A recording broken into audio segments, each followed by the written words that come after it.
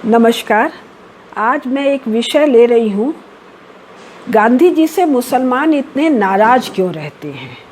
सामान्यतः हम लोगों के मन में जो छाप है वो ये कि गांधी जी मुसलमानों की बहुत खुशामदी करते हैं, जिसको अपीज़मेंट कहते हैं, बहुत अधिक करते हैं। ये बात सच भी है। भारत में अनेकानेक समस्याएं उनकी इसी वृत्ति के कारण उत्पन्न हुई है। किंतु 1992 में जब मैंने राजघाट में गांधी विद्या संस्थान में प्रोफेसर के रूप में अपना काम शुरू किया था, तो मुझे लगा एक बार गांधी वाङ्मय को देख जाओ। तो साल 2 साल लगा मुझे उसको पन्ने पलटने में। तो उस समय एक अंश मेरे ध्यान में आया, जहाँ से इस पूरे खोजबीन की शुरुआत हुई। वो 8 अगस्त 1942 को कांग्रेस कमेटी की बैठक में गांधी जी कहते हैं, आखिर क्या बात है कि मुसलमानों द्वारा मुझे इतना बुरा और घृणित समझा जा रहा है।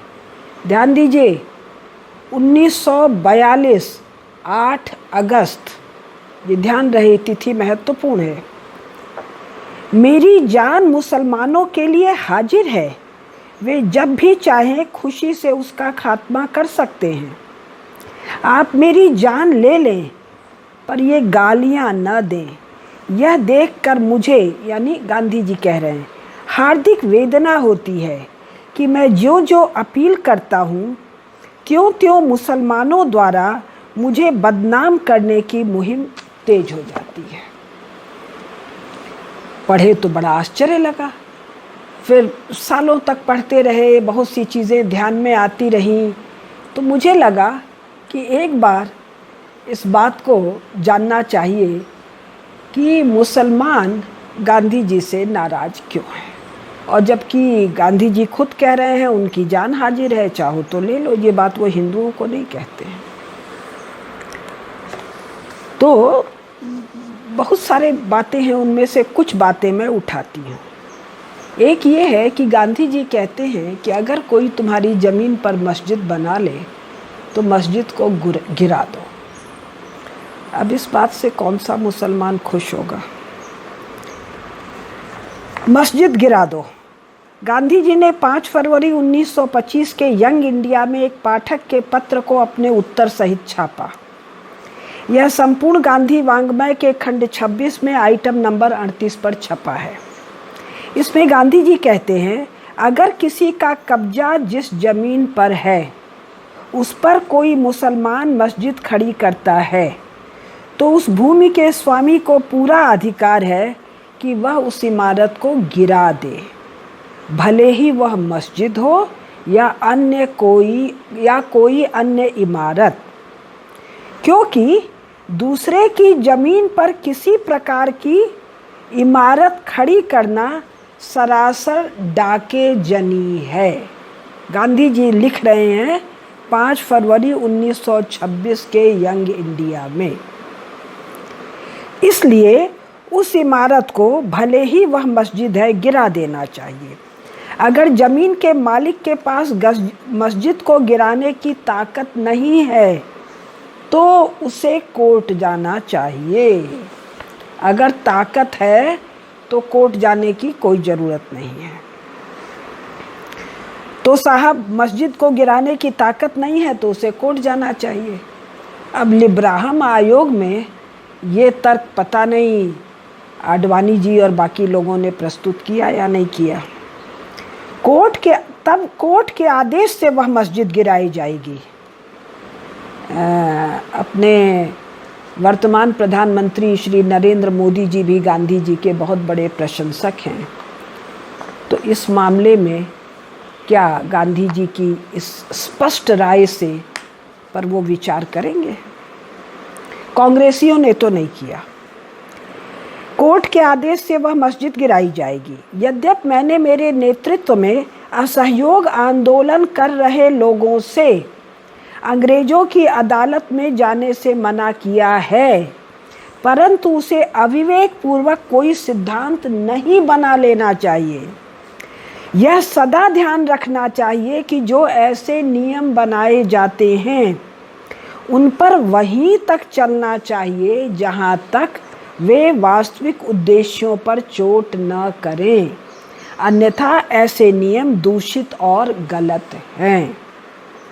आगे इन्वर्टेड कॉमा में, मेरे कब्जे की जमीन पर कोई अन्य मस्जिद बना ले या कोई भी इमारत बना ले तो उसे गिराना मेरा फर्ज है। ऑप्शन नहीं है कि गिराऊं कि ना गिराऊं, ये मेरा फर्ज है, क्योंकि अपनी जमीन की रक्षा करना मेरा कर्तव्य है। देश की जमीन नहीं, मेरी निजी जमीन की रक्षा करना मेरा कर्तव्य है।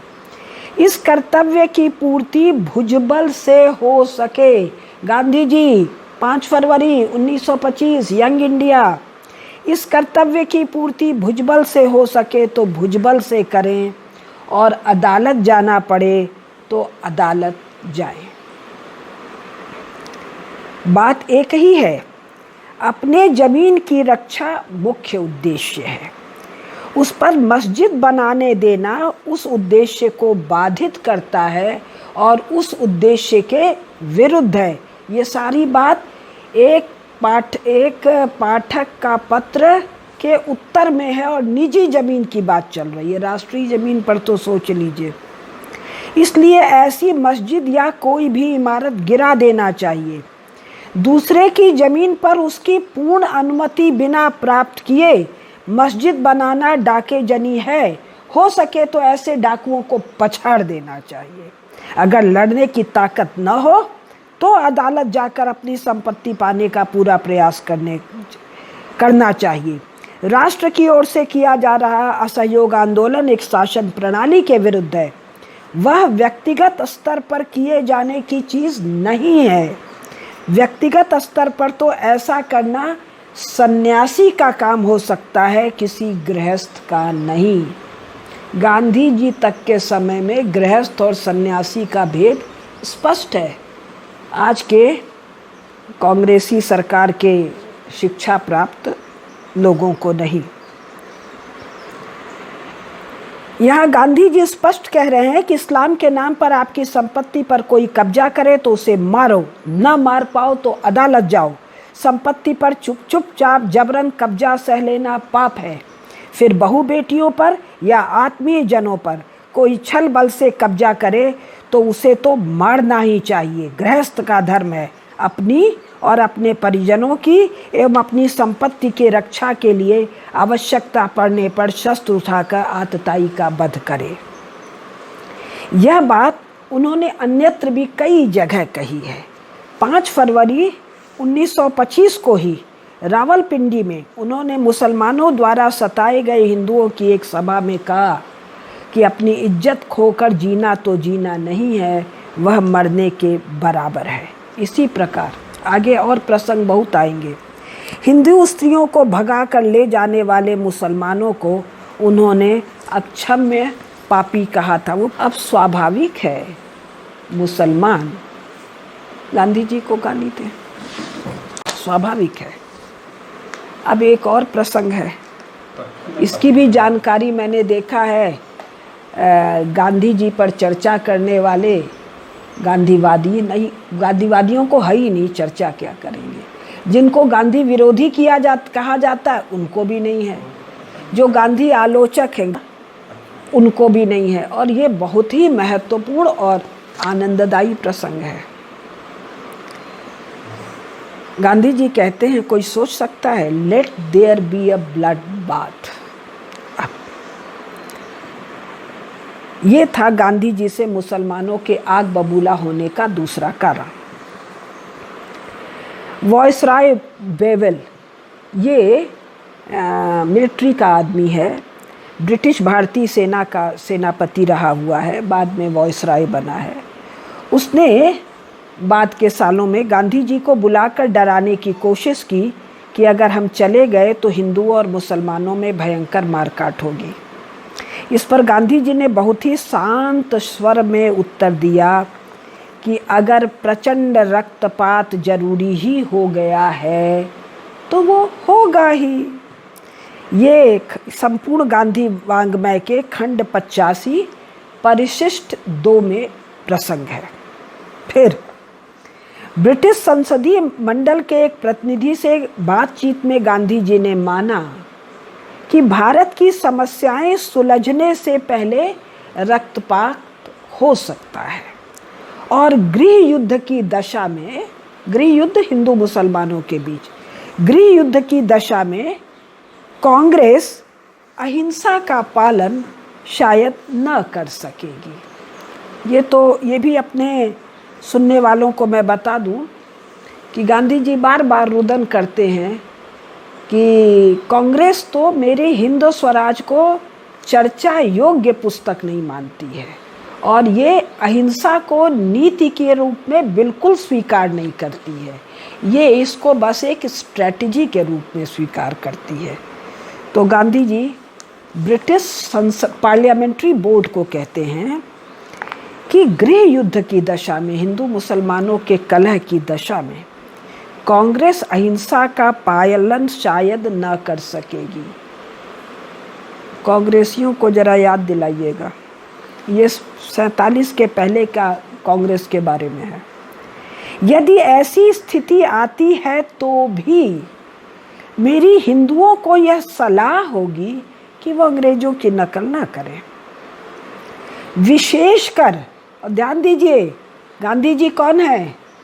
एक प्रचंड राजनेता है, स्वयं को भारत को रिप्रेजेंट करते हैं। कौन सा भारत? जिसमें पाकिस्तान, बांग्लादेश सब शामिल है। ये विराट भारत को रिप्रेजेंट करते हैं और बात कर रहे हैं ब्रिटिश पार्लियामेंट्री बोर्ड से। विशेषकर अपने शांतिपूर्ण और अहिंसक आंदोलन से जुड़े कांग्रेस के कार्यकर्ताओं से मेरी अपेक्षा है, समस्त हिंदुओं से नहीं, समस्त भारतवासियों से नहीं, अपने शांतिपूर्ण और अहिंसक आंदोलन से जुड़े कांग्रेस के कार्यकर्ताओं से अपेक्षा है कि वह मुसलमानों द्वारा हिंदू के मारे जाने पर मुसलमानों की पूरी बस्ती को आग न लगाएं, जैसा कि अंग्रेज अपने विरोधियों की पूरी बस्तियों को आग लगाते रहे हैं और सैकड़ों को फांसी देते रहे हैं। ऐसा न कर वीरतापूर्वक न्याय करना चाहिए और एक हिंदू के बदले एक ही मुसलमान को मारना चाहिए। ये प्राइवेट विचार नहीं है, ये जो विचार है ये ब्रिटिश पार्लियामेंट्री बोर्ड के सामने गांधी जी का विचार है। तो बाकी हिंदुओं को एक के बदले एक के बदले 10, एक के बदले 20, और ख़ास करके उन हिंदुओं को जो आतताइयों के दमन को अपना धर्म, कर्तव्य, परंपरा मानते हैं। एक के बदले केवल एक जान लेनी चाहिए। कांग्रेस के कार्यकर्ताओं को यही करना चाहिए। ये भाजपाई लोग किस अहिंसा के चक्कर में पड़े हुए हैं। और हमारे प्रधानमंत्री जी कहते हैं ये बुद्ध और गांधी का देश है, रामकृष्ण तो उनको याद आते नहीं हैं। तो बुद्ध और गांधी के देश में सरकार की सब्सिडी से जीव हत्या लेटेस्ट मॉडर्न टेक्नोलॉजी से करोड़ों करोड़ों की करने में बुद्ध और गांधी जी के अहिंसा का उल्लंघन तो शायद होता नहीं है। तो ये प्रसंग संपूर्ण गांधी वाङ्मय के खंड 83, शीर्षक क्रमांक 475 तथा ट्रांसफर ऑफ पावर के खंड 7, पृष्ठ संख्या 261-262, साथ ही परिशिष्ट 18 में भी दिया हुआ है। अब ये बात फैल गई, ठीक से फैल गई। कुछ गांधी जी ने फैलाया, उनके चेलों ने बचा खुचा काम ब्रिटिश संसदीय मंडल ने कर दिया और विभाजन के समय गांधीवादी लोगों ने इसे माना भी। दिल्ली के श्री रूप नारायण एक बड़े गांधीवादी नेता थे। उन्होंने स्वयं बताया कि मैंने अपनी ओर से केवल एक के बदले एक ही जान ली। यद्यप जब पाकिस्तान की ओर से हिंदुओं की लाशें आ रही थी तो शेष हिंदुओं में भी स्वाभाविक गुस्सा उभरा और उन्होंने ठीक से बदला लिया। परंतु मैंने तो गांधी जी के निर्देश का अपने निजी स्तर पर पालन किया। यह एक राष्ट्रीय गांधीवादी नेता का बयान था। स्वाभाविक है कि सब कुछ अभिधा में नहीं होता। अभिधा मतलब सीधे सीधे नहीं कहा जाता, व्यंजना ही अधिक होती है। जैसे लद्दाख जाते हैं हमारे प्रधानमंत्री जी और कहते हैं हम मुरली बजाने वाले कृष्ण की भी पूजा करते हैं और सुदर्शन चक्रधारी, तो ये व्यंजना का कथन है। कांग्रेसी कहते हैं जी चीन का नाम नहीं लिया। अरे तुम लोग अभिधा व्यंजना भी नहीं जानते हो। यानी व्यंजना का अर्थ हुआ समझदार को इशारा काफ़ी। अब जब गांधी जी ये कह रहे हैं let there be a blood bath, one at least one should be killed for one, तो मुसलमानों को आग बबूला होना ही था, क्योंकि इन्हीं गांधी जी ने यहूदियों को हिटलर के सामने समर्पण करने को कहा था। हिटलर यहूदियों को नहीं कहा कि एक के बदले कम से कम एक नाजी तो मार। फिर जब वेबल ने कहा, वॉइसरॉय वेबल ने, कि भयंकर रक्तपात की आशंका है, तो गांधी जी ने तत्काल कहा कि होने दीजिए रक्तपात, पर आप यहाँ से जाइए। और उनके शब्द हैं let there be a blood bath, late there B blood bath. और वेबल ने आपसी बातचीत को पब्लिक कर दिया और ये ट्रांसफ़र ऑफ पावर के खंड 8 पृष्ठ 312 पर छपा है। अब बहुत से लोग क्या करेंगे कि मेरा ये सब सुनेंगे, संदर्भ वगैरह दिया है, और स्वयं अपने नाम से प्रचारित कर देंगे। इसके बावजूद ये संदर्भ देना बहुत आवश्यक है। अब गांधी जी से मुसलमानों की नाराज़गी का एक कारण ये भी है कि गांधी जी बार बार कहते हैं मुसलमान स्वभाव से गुंडे होते हैं, बुलीज होते हैं। अब जो लोग बुली शब्द का अर्थ नहीं समझते हैं उनको थोड़ा समझना, उनके लिए थोड़ा बता रही हूँ। वीर जो है वो बुली नहीं होता है, जो भीतर से कमज़ोर होता है, कायर होता है, वही बुली होता है। बुली शब्द की व्यंजना आप लोग ज़रा डिक्शनरी में देख लीजिए, आपको अंदाज पड़ जाएगा। जबकि हिंदुओं के लिए कहते हैं वो माइल्ड होते हैं और कायर होते हैं। अब गांधी जी की इस बात से मुसलमानों को का हौसला भी बढ़ता था हिंदुओं पर अत्याचार करने का कि हम तो भाई गुंडे ही हैं, लेकिन अपने को गुंडा कहा जाना किसको अच्छा लगेगा। अब फरवरी 1925 में कोहाट में दंगे होते हैं। इसका एक प्रसंग हम बता दें। 1919 में गांधी जी टर्की का खलीफा जब ख़त्म हो रहा था, खलीफात जिसको हम लोग खिलाफत के रूप में जानते हैं, तो उस समय शौकत वली वगैरह मुल्लाओं को इकट्ठा करके बड़ा सारा काम किया। और अंत में शौकत अली का एक कथन आता है, अच्छा वो कथन मैं देख के बाद में बता दूंगी। उसका कुछ सार ये है कि भाई हरामी से हरामी मुसलमान भी गांधी जी से बेहतर है। अब ये जो पढ़िएगा थोड़ा ध्यान से, जो मैं पढ़ रही हूँ आप सुन रहे हैं ध्यान से, ये उसका जवाब है। फरवरी 1950 में कोहाट में दंगे हुए। कांग्रेस की ओर से दंगों की जांच के लिए 2 सदस्यीय कमेटी भेजी गई इस 1925 में। इसमें गांधी जी और शौकत अली, वही शौकत अली, 2 सदस्य थे। शौकत अली ने जो रिपोर्ट दी, गांधी जी की रिपोर्ट उससे बिल्कुल अलग थी। गांधी जी ने यह बात सार्वजनिक तौर पर कह दिया और कहा कि कांग्रेस को दोनों ही लोगों की रिपोर्ट प्रेस को अलग अलग जारी कर दिया जाए। हकीम अजमल खां कांग्रेस के नेता थे। ये मॉडरेट और नॉन मॉडरेट थे। और गांधी अक्सर दिल्ली में उन्हीं के यहाँ रुका भी करते थे। उन्होंने गांधी जी से बहुत कहा कि आप अपनी रिपोर्ट को प्रेस को मत दीजिए, एक ही रिपोर्ट जाने दीजिए शौकत अली वाली।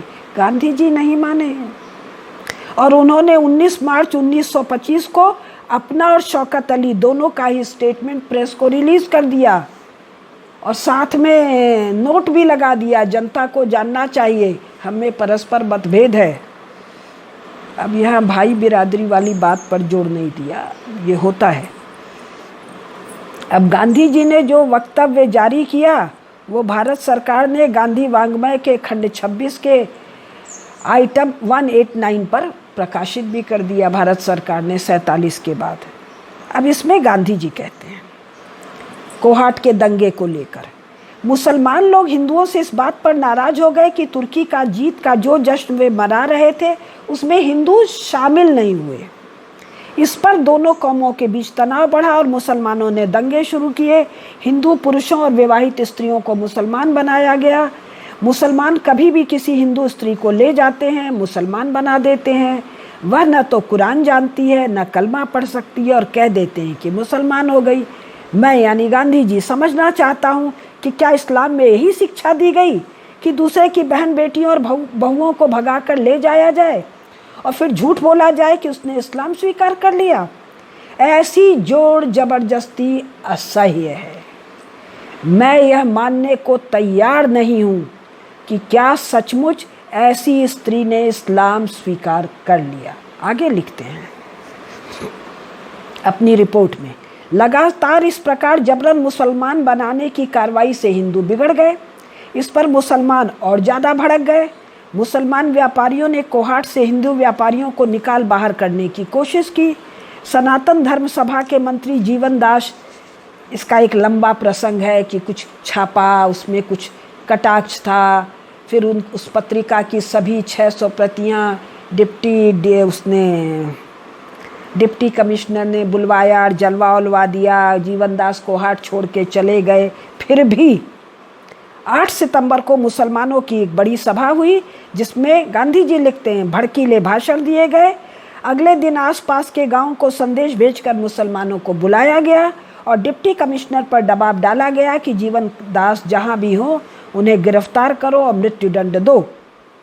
डिप्टी कमिश्नर ने मृत्युदंड की बात नहीं मानी। स्वाभाविक है, वो अदालत की प्रक्रिया से होगा, किंतु गिरफ्तार करने की बात मान ली। इसी से मुसलमान, गांधी जी लिखते हैं, जीत की खुशी में झूमते हुए मुसलमान चारों ओर फैल गए। उन्होंने सरदार माखन सिंह का बाग उजाड़ दिया। फिर हिंदुओं के घरों और दुकानों पर हमला करने लग गए। आज का अपना भाषा लिखेगा। इस पर एक हिंदू के घर से गोली चली। उस दिन तो डर कर मुसलमान भाग गए, किंतु चारों तरफ अफवाह फैला दी कि सैकड़ों मुसलमानों के द्वारा मार डाले गए। गांधी जी, एक गोली चली, मुसलमान डर के भाग गए। आगे लिखते हैं, ये महत्वपूर्ण है। अगले दिन बहुत बड़ी संख्या में कबायली मुसलमान शहर में घुस आए। उन्होंने तोड़फोड़, आगजनी और भयंकर लूटपाट की। जो कांग्रेस के मुस्लिम स्वयंसेवक थे वे भी लूट में कबायली मुसलमानों के साथ शामिल हो गए और दूसरों को भी लूट के लिए उकसाया। गांधी जी और गांधी वाङ्मय से मैं बोल रही हूँ। बहुत से लोगों को जबरन मुसलमान बनाया गया। जिन हिंदुओं ने मुसलमान बनना स्वीकार नहीं किया उनका कत्ल कर दिया गया। सरकार के स्थानीय अधिकारियों ने अपने कर्तव्य के प्रति शर्मनाक उदासीनता, अयोग्यता और कमजोरी दिखाई है। गांधी जी कह रहे हैं, दंगे में हिंदुओं की रक्षा न करना गंभीर अपराध है। मुझे भविष्य में वहाँ हिंदू मुस्लिम सौहार्द स्थापित होने के कोई भी लक्षण नहीं दिखते। गांधी वाङ्मय। गांधी जी के द्वारा यह वक्तव्य अखबारों को जारी करने से मुसलमान उनसे बहुत नाराज हुए। वे चाहते थे कि केवल शौकत अली का बयान अखबारों में जाए, जिससे मुसलमानों द्वारा इन सभी कार्रवाइयों को उनका मजहबी हक बताया जाए। मुसलमान हिंदुओं को दबाव देकर या डराकर मुसलमान बनाना अपना हक मानते हैं और गांधी जी कहते हैं कि धर्मांतरण घोर हलाहल विष है। अंग्रेजों के जाने के बाद मेरा वश चला तो कानून बनाकर बंद कर दूंगा। न केवल कांग्रेस ने इसको जारी रखा वरन वर्तमान भाजपा सरकार भी इसको जारी रख रही है, गांधी जी के प्रचंड इच्छा के बावजूद। और कहते हैं हम गांधी जी के अनुयायी हैं। वे कहते हैं स्वाधीन भारत में धर्मांतरण पर कानूनन प्रतिबंध रहेगा। स्वाभाविक है, मुसलमान उनसे नाराज रहते थे। अब गांधी जी के से मुसलमानों के नाराज होने का मामला यही नहीं है, बड़ा लंबा है। अब थोड़ा जल्दी जल्दी बात मैं करती हूँ। गांधी जी जिन्ना को इविल जीनियस कह देते हैं। पाकिस्तान मेरी लाश पर बनेगा, वो बहुत लोगों ने सुना है। तो अब ये 2 पॉइंट अभी पहले मैं लेती हूँ। गांधी जी बार बार कहते हैं कि पाकिस्तान मेरी लाश पर बनेगा, जबकि पाकिस्तान मुसलमानों का लक्ष्य है और गांधी जी सार्वजनिक रूप से उसमें बाधा दे रहे हैं। इसी का मामला था कि जिन्ना गांधी जी के प्रचंड विरोधी हो गए हैं।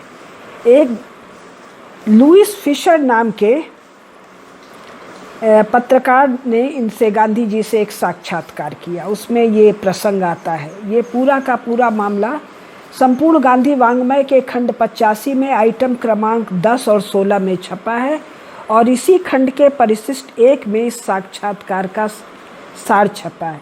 ये पूरा मुझे पंकज जी ने दिया था। इसमें गांधी जी कहते हैं कि जिन्ना एक इविल जीनियस है। अब अपने भारतीय पाठक लोग को तो इविल और जीनियस, अब इसकी व्याख्या हम किसी और दिन की करेंगे। इविल बड़ा भयंकर चीज़ है। किसी को इविल कहना, उस पर वो मानहानि का दावा कर सकता है, जेल भेज सकता है 7 साल। और गांधी जी इविल जीनियस कह रहे हैं। और किसको कह रहे हैं? लुईस फिशर को कह रहे हैं। लुईस फिशर इस बात का अर्थ समझ रहा है। हाँ, गांधी जी कहते हैं जिन्ना एक इविल जीनियस है। उनका मतलब जिन्ना का मानना है कि वे स्वयं एक पैगंबर है। इस पर लुईस फिशर कहता है, अरे वे तो एक वकील हैं। तब गांधी जी ने कहा, वकील कहकर उनके साथ अन्याय मत करो। मैं 1944 में उनके साथ 18 दिन रहा हूँ।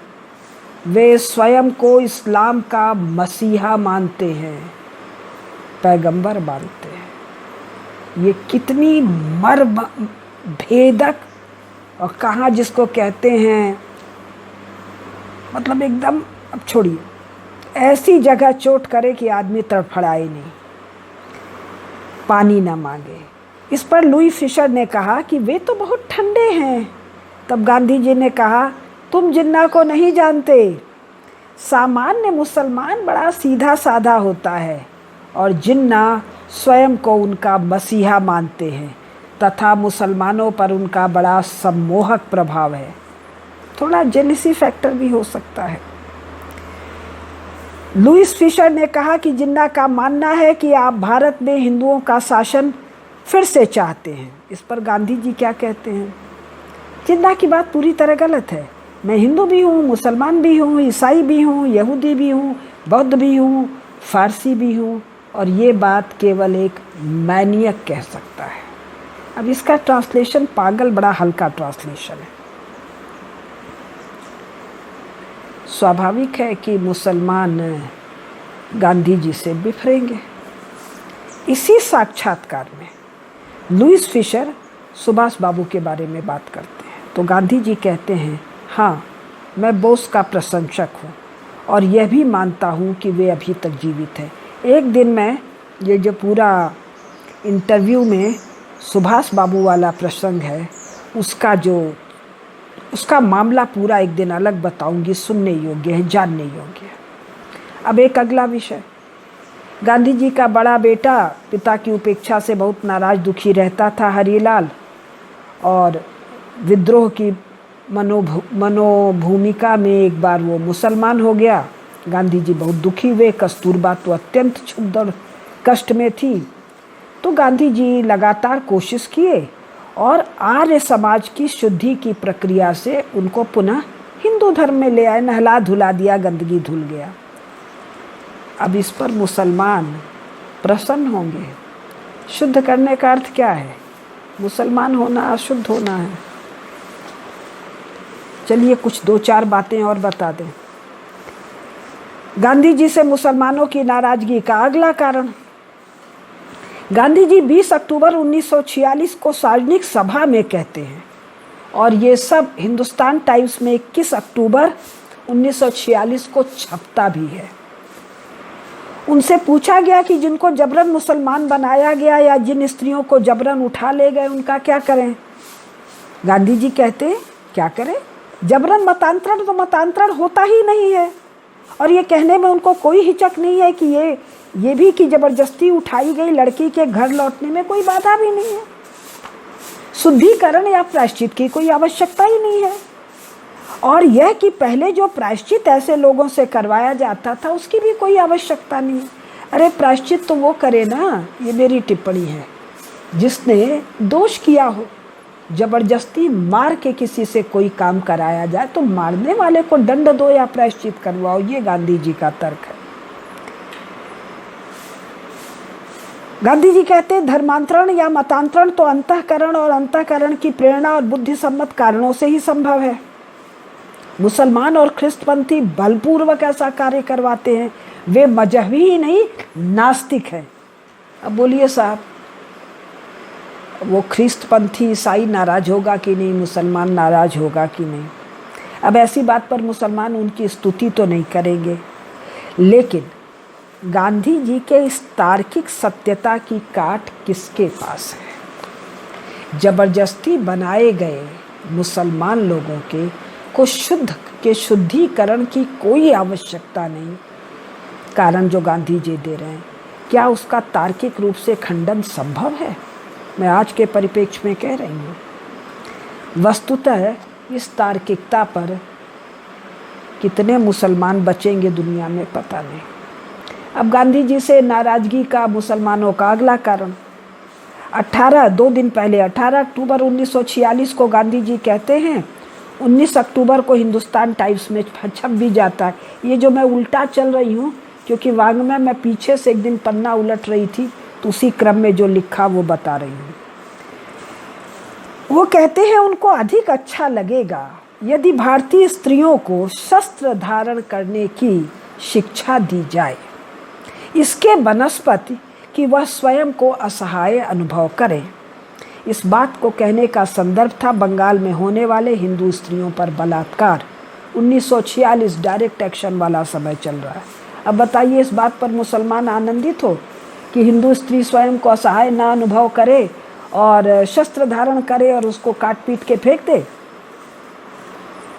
18 अक्टूबर को वो फिर कहते हैं, जो हरिजन में 27 अक्टूबर को छपता है, मैंने केवल वीरता और कायरता ये 2 श्रेणियां बताई हैं।